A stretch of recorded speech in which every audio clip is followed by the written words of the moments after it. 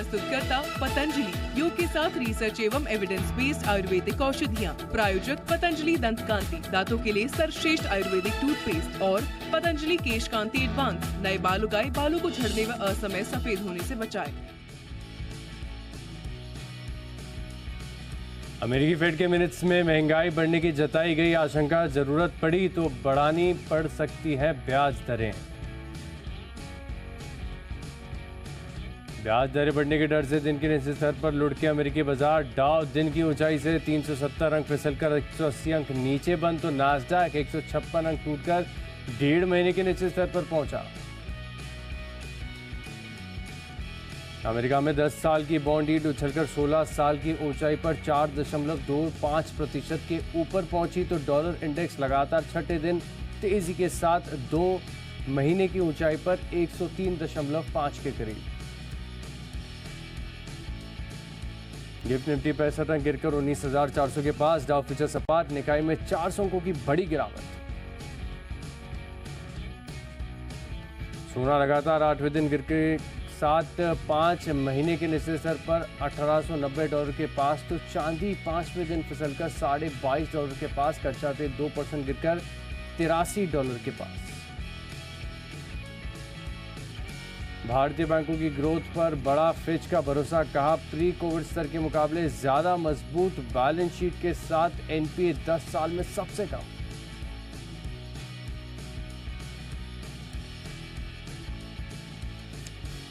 Traders diary में स्वागत है आपका। नमस्कार, मैं हूं आपके साथ आशीष चतुर्वेदी और मैं हूं अरमान नाहर। चलिए शुरुआत कर लेते हैं संकेतों के साथ। तो गिफ्ट निफ्टी है पूरे 65 अंक की गिरावट के साथ। आज भी यहाँ पर आपको गिरावट का ही ट्रेंड नजर आ रहा है और इसके पीछे का कारण है कि यूएस मार्केट्स में जो सेशन कल का देखने को मिला था वो काफ़ी हद तक इंटरेस्टिंग रहा।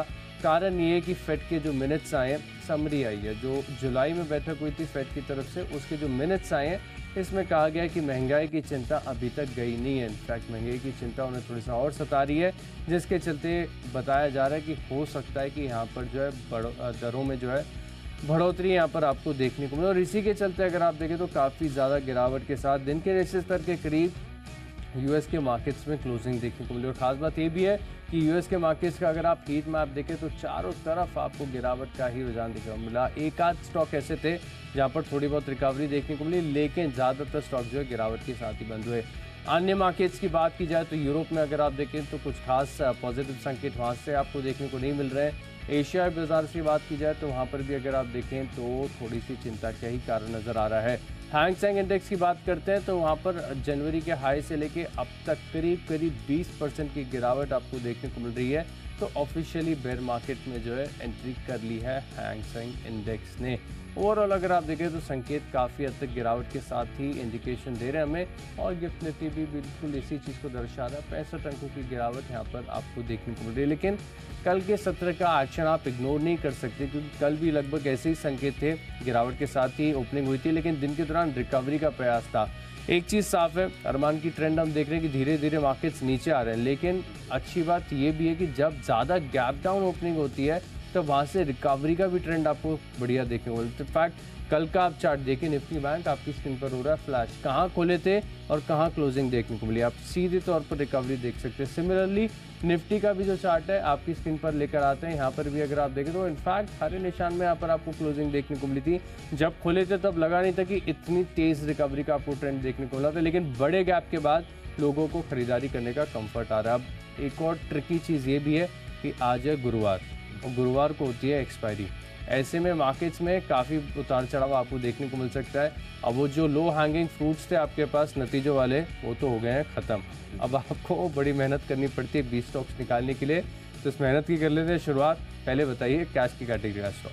देखिए, कैश की कैटेगरी में जो स्टॉक मैंने चुना है उसके पहले एक नॉर्मली एक अंडरस्टैंडिंग ये भी निकल के आती है कि जब भी अगर ऐसी कुछ नेगेटिव सेंटीमेंट होता है, जब अगर मार्केट के दौरान अगर जो निफ्टी या निफ्टी बैंक ऊपर उठ के आता है तो आपको काफ़ी कॉन्फिडेंस मिलता है कि इतनी नेगेटिविटी के बावजूद भी अगर आप देखें ग्लोबली अनसर्टेनिटी के बावजूद यहाँ पर आता है तो कन्विक्शन बढ़ता है। कैश के स्टॉक की कर लेते हैं स्टार्ट। अगर कैश में जो मैंने स्टॉक लिया है वो है DCW लिमिटेड, क्योंकि अगर आप देखें कल तो आपको अच्छा खासा मोमेंटम यहाँ पर देखने को मिला था। कंपेरेटिवली अगर आप देखें सोडा ऐश के जो भाव है वहाँ पर लगातार अच्छी खासी गिरावट आई है रेगुलर गिरावट आती भी रही है, पर अगर आप जुलाई के महीने से देखेंगे वहाँ पर थोड़े रिकवरी के संकेत आते हुए दिखे हैं। लगभग 8% के आसपास जुलाई के मंथ के वहाँ से थोड़ी ग्रोथ होती हुई दिखी है। और इनफैक्ट आप कोई भी केमिकल के प्राइसेस देख लीजिए चाइना में, वहाँ पर सभी जगह आपको दिखेगा थोड़ी बहुत रिकवरी आती हुई दिखी है। तो हो सकता है उसका मोमेंटम जो है आज यहाँ पर आपको कंटिन्यू आता हुआ दिखे, इसलिए DCW लिमिटेड यहाँ पे करेंगे खरीदारी। टारगेट रखेंगे 51.5 का, स्टॉप लॉस रखेंगे 48.7 का। स्टॉप लॉस लगाकर यहाँ पर फोकस करके चल सकते हैं। पहला स्टॉक है मेरे साथ, काफ़ी इंटरेस्टिंग स्टॉक है, सुवेन फार्मा। ये स्टॉक में रडार पर आया, one of a kind chart है। बहुत दिनों के बाद एक ऐसा चार्ट देखने को मिला जहाँ पर जो स्ट्रक्चर बना है वो काफ़ी इंटरेस्टिंग है। इनफैक्ट अगर इसको सिंप्लीफाई करके बताऊँ तो एक राउंडिंग स्ट्रक्चर बना हुआ था। इस राउंडिंग स्ट्रक्चर के ऊपर स्टॉक ने ब्रेकआउट दे दिया और कल करीब 2.5-3% की तेज़ी के साथ इस स्टॉक ने क्लोजिंग भी दी है। आज मुझे लग रहा है कि अगर फार्मा स्टॉक में थोड़ा सा एक्शन आता है तो आपको तेज़ी देखने को मिल सकती है। सुवेन फार्मा स्टॉक को अपने रडार पर रखें, खरीदें ना खरीदें, एक बार चार्ट आप ज़रूर देखिएगा। स्टॉक मुझे लग रहा है पोटेंशियल है 540 रुपये तक जा सकता है। ट्रेडिंग टारगेट आपको बता रहा हूँ, स्टॉप लॉस लगा लीजिए आप 510 रुपये का।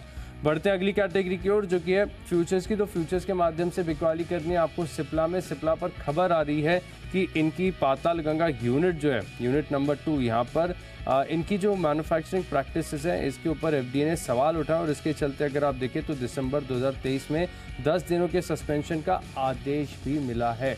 आगे जाकर होगा, लेकिन बड़ी बात यह कि कंपनी ने खुद कहा है कि इससे एक मटेरियल इम्पैक्ट यहाँ पर देखने को मिल सकता है। सेंटिमेंटली नेगेटिव खबर है। हालांकि इसका चार्ट अगर आप देखेंगे तो आपकी बिकवाली करने की हिम्मत नहीं होगी, लेकिन सेंटिमेंट्स आर सुप्रीम और खबर आ चुकी है तो इससे आर्ग्यू नहीं करना चाहिए। बिकवाली कीजिए 1225 के टारगेट के लिए और स्टॉप लॉस लगाइए आप 1253 रुपये का।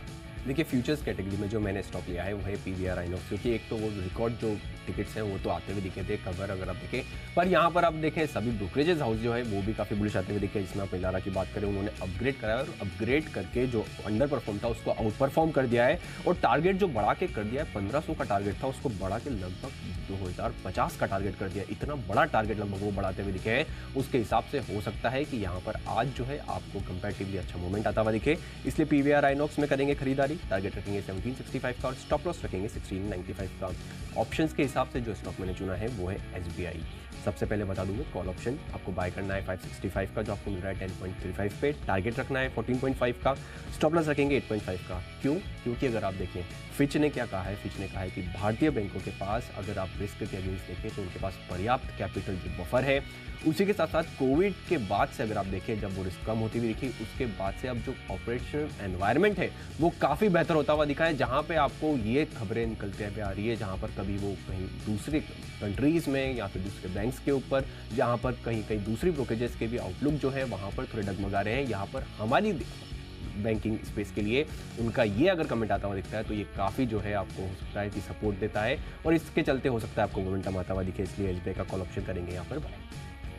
बिल्कुल कॉल ऑप्शन के माध्यम से फोकस करके चल सकते हैं। ऑप्शन के माध्यम से मैंने भी कॉल ऑप्शन खरीदा है MFSL। ये स्टॉक में रडार पर आया। टेक्निकल स्ट्रक्चर मुझे काफ़ी इंटरेस्टिंग बढ़िया लग रहा है और पोटेंशियल है स्टॉक के अंदर आगे जाने की। तो यहाँ पर 860 रुपये की जो कॉल ऑप्शन है, करीब at the money call option है, यहाँ पर आप खरीदारी करके चलेंगे। 22 रुपये के आसपास का भाव है कल की क्लोजिंग के हिसाब से। अगर आज फ्लैट खुलता है, वैसे तो पॉसिबिलिटी फ्लैट या हल्के से नेगेटिव खुलने की है क्योंकि मार्केट्स आपको निचले स्तरों पर खुलने के संकेत दे रहे हैं, लेकिन MFSL यहाँ पर पोटेंशियल है कि ये 22-23 रुपये के आसपास का जो कॉल ऑप्शन कल बंद हुआ है ये 30 रुपये तक जा सकता है। स्टॉप लॉस आप लगा लीजिए, बहुत ही टाइट, ज़्यादा समय नहीं देना है।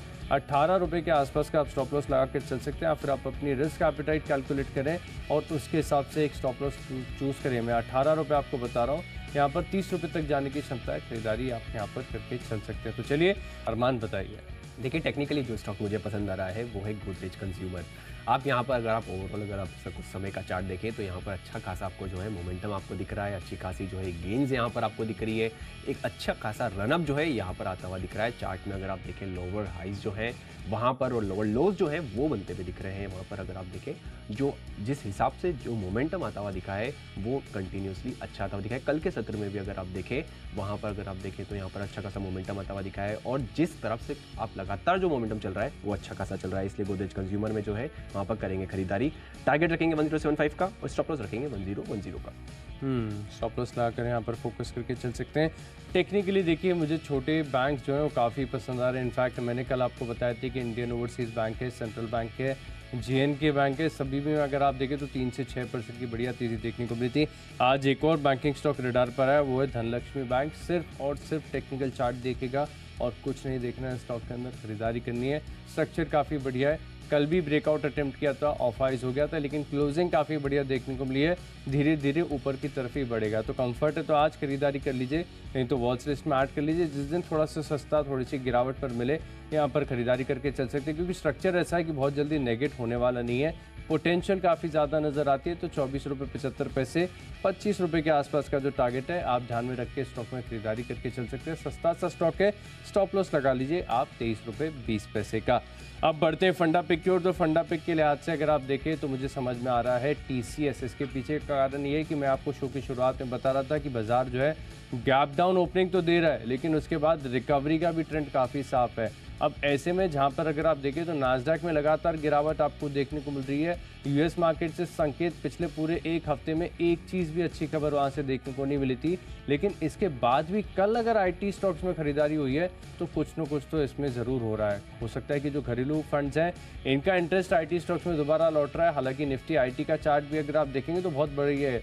निफ्टी IT का चार्ट, TCS का चार्ट, इन्फोसिस का चार्ट, सभी का चार्ट अगर इतना अच्छा है तो हो सकता है कि इस स्टॉक के अंदर, इन पूरे पैक के अंदर आपको बढ़िया रिबाउंड देखने को मिले। तो TCS यहाँ पर आप फिलहाल 1 महीने का व्यू बनाकर खरीदारी करके चले। मैं मान रहा हूँ कि डिसेंट आपको 5 से 7% तक के जो रिटर्न्स हैं वो देखने को मिल सकते हैं। और क्वालिटी स्टॉक खरीद रहे हैं तो आपको एक पीस ऑफ माइंड भी मिलेगा। 3630 रुपये का टारगेट है, TCS में करेंगे खरीदारी। देखिए, फंडामेंटल्स के हिसाब से जो स्टॉक मैंने चुना है वो है तिलकनगर इंडस्ट्रीज। आपको मैं बता दूं 18 जुलाई को मैंने आपको स्टॉक दिया था, 200 के टारगेट के लिए दिया था, लगभग 20% की उछाल के लिए, और वो ऑलरेडी आ चुका है। पर यहाँ पर आपको बिकवाली नहीं करनी है, हर गिरावट में यहाँ पर और ऐड करना है। आप सिर्फ इनका डेट देखिए, डेट अगर आप देखें तो 1200 करोड़ से घटकर अगर आप देखें अभी 240 करोड़ के आसपास आता हुआ दिखा था। उसके बाद से इन्होंने वापस प्रीपे करा है। अभी कुछ दिन पहले ही आपको सर्कुलर आता हुआ दिखा है, वहाँ पर आपको दिखा है नेट डेट कम हो गया है। मेंशन हाउस जो है ब्रांडी, वहाँ पर बढ़िया वॉल्यूम है। इनका जो प्रोडक्ट है जिसमें रॉ मटेरियल ग्लास है, ग्लास सोडा एस से बनता है, सोडा एस की भाव में कमी आई है कंपेरेटिवली, तो कंपेरेटिवली बहुत बढ़िया बेट बन जाता है। इसलिए तिलकनगर इंडस्ट्रीज में करेंगे खरीदारी।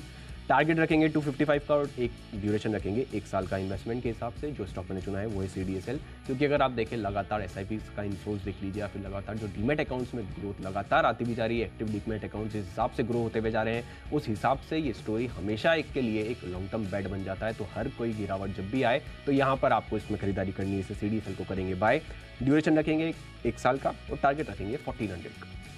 1400 रुपये के टारगेट यहाँ पर बनाकर चलने हैं। निवेश के लिहाज से खरीदनी है दिग्गज कंपनी यूनाइटेड ब्रिवरीज, यहाँ पर आपको रखना है फोकस। मार्केट शेयर के लिहाज से देखें तो भारत में बियर मार्केट में इनसे बढ़िया पकड़ किसी की भी नहीं है, धीरे धीरे ग्रो करते जा रहे हैं। अच्छा स्टेबल बिजनेस है, 12 महीने का समय दीजिए। मैं मान रहा हूँ कि 1800 रुपये तक के ठीक ठाक लक्ष्य यहाँ पर देखने को मिल सकते हैं। UBL ये स्टॉक आप रखेंगे अपने रडार पर। अब बात करें खबरों की, तो खबरों के लिहाज से थोड़ा सा रिस्की, थोड़ा सा ट्रिकी स्टॉक मैंने चुना है। टेक्निकल स्ट्रक्चर बहुत कमज़ोर है। कल सत्र में करीब 5 से 6% की गिरावट के साथ ये स्टॉक बंद हुआ है, लेकिन आज जिस प्रकार की खबरें आ रही है हो सकता है कि थोड़ी सी रिकवरी का फेज़ आपको देखने को मिले।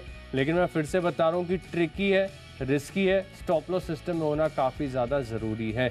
इंडस स्टार यहाँ पर आपको करनी है खरीदारी 165 रुपये के लक्ष्य के लिए। स्टॉप लॉस आप अपनी जो कॉस्ट प्राइस है इसे 2, 2.5, 3 रुपये नीचे, इससे ज़्यादा का रिस्क नहीं लेना है। 158 रुपये मैं आपको क्लोजिंग के लिए आज से बता रहा हूँ, यहाँ पर करनी है खरीदारी। अब खबर बताता हूँ।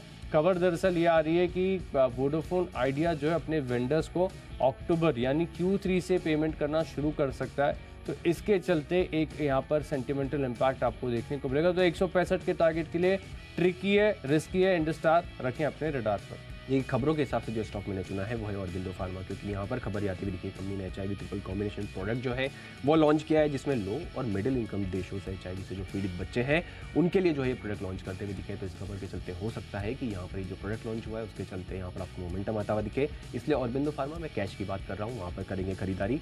टारगेट रखेंगे 880 का, स्टॉप लॉस रखेंगे 865 का। अब खबरों तक तो हम ऑलरेडी पहुंच गए, अभी माय चॉइस की हमारी दोनों की लिस्ट आना बाकी है, और वो हम देखेंगे एक छोटे से ब्रेक के बाद।